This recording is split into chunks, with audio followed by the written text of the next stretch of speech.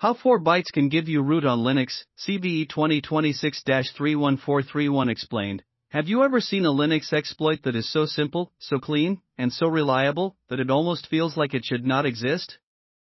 Because that is exactly what CVE 2026-31431 is. This vulnerability, also known as copy fail, allows a completely normal user to gain full root access on almost every Linux system released since 2017. And here is the crazy part. It does not rely on race conditions. It does not rely on memory corruption primitives like heap spraying. It does not even depend on kernel offsets or system-specific tricks. It just works. The same small script, only about 700 bytes long, can root system after system after system. So today, we are going to break this down step by step, in the simplest way possible, and really understand what is happening under the hood. Part 1: Why this vulnerability is so special. Most Linux privilege escalation bugs are complicated. They usually require extremely precise timing, or deep knowledge of kernel internals, or chaining multiple vulnerabilities together. But copy fail is different. This is what we call a straight-line exploit. That means you follow a sequence of steps, and it works every single time. No retries, no randomness, no guesswork. And that level of reliability is what makes this vulnerability so dangerous. Part 2: The one concept you must understand before we go any further. You need to understand one key concept: page cache. In Linux, when you open or execute a file, the system does not continuously read from disk.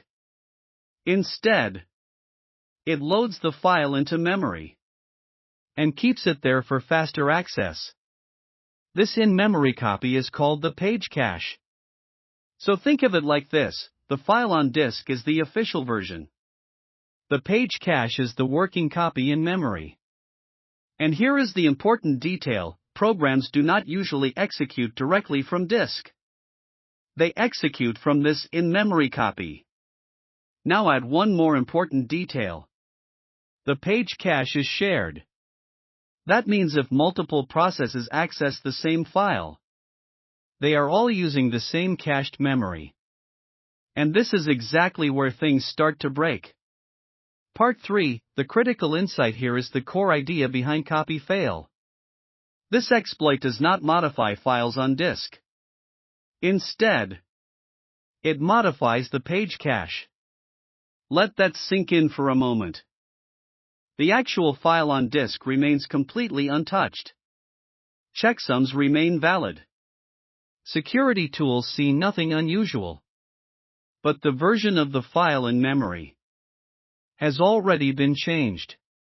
And since programs execute from memory, the system ends up running modified code without even realizing it.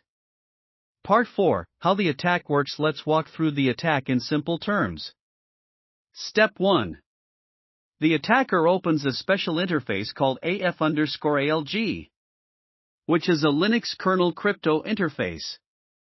This interface is available to normal users, so no special privileges are required.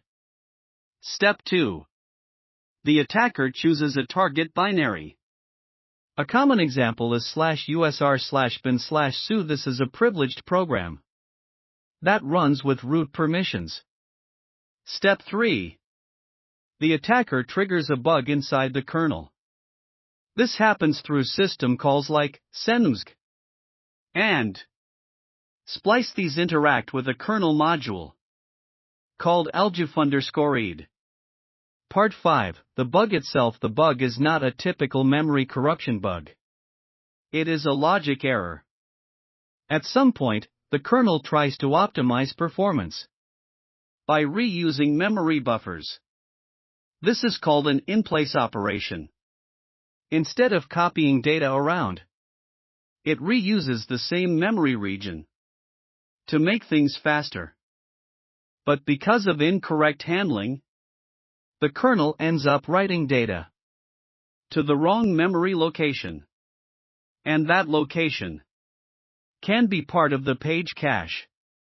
Part 6, writing into the page cache. Now comes the clever part. The attacker does not write a large payload all at once. Instead, they write small chunks, about 4 bytes at a time. And they repeat this process again and again and again.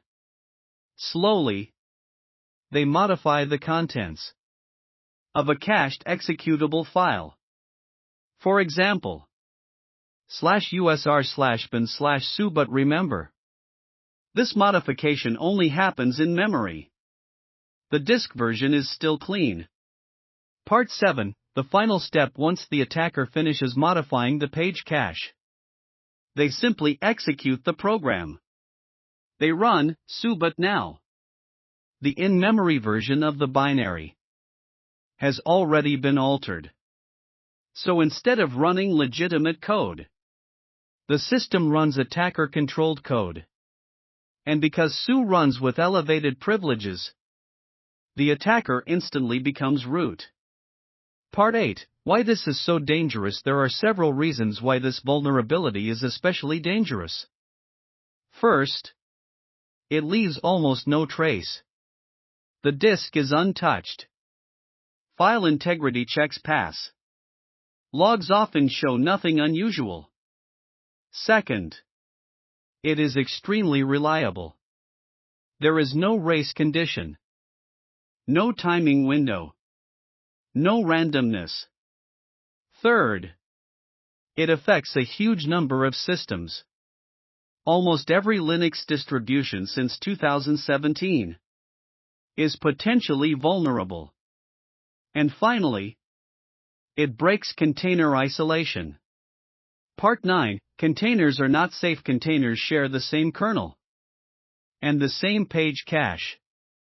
That means a low-privileged user inside a container can potentially modify memory used by the host system. This turns the vulnerability into a container escape. And that is a very big deal in modern cloud environments. Part 10, how did this even happen? This bug was not caused by a single mistake.